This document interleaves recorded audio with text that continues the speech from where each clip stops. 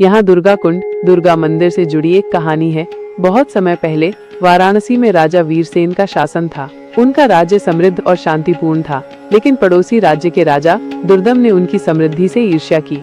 दुर्दम ने अपनी शक्तिशाली सेना के साथ वाराणसी पर आक्रमण करने की योजना बनाई। राजा वीरसेन चिंतित थे। उनकी सेना दुर्दम की विशाल सेना के सामने कमजोर थी। उन्होंने देवी दुर्गा के भक्त ब्राह्मणों और विद्वानों से सलाह ली। उन्होंने उन्हें दुर्गा कुंड स्थित देवी दुर्गा के मंदिर में जाकर प्रार्थना करने और मां की कृपा प्राप्त करने की सलाह दी।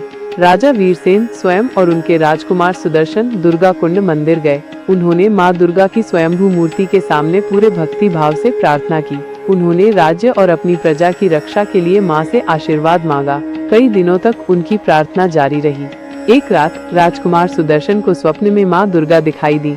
मां ने उन्हें आश्वासन दिया कि वे उनकी सहायता करेंगी। उन्होंने राजकुमार को एक विशेष अनुष्ठान करने और युद्ध के मैदान में देवी का स्मरण करने के लिए कहा।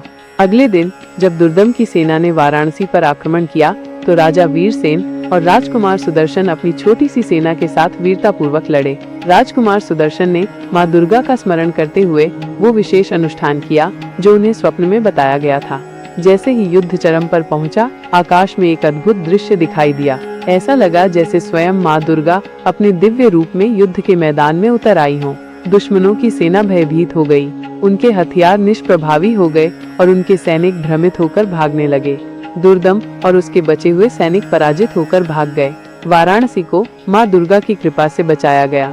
युद्ध समाप्त होने के बाद राजा वीरसेन और राजकुमार सुदर्शन कृतज्ञता पूर्वक दुर्गा कुंड मंदिर लौट आए। उन्होंने मां दुर्गा की पूजा की और उन्हें धन्यवाद दिया।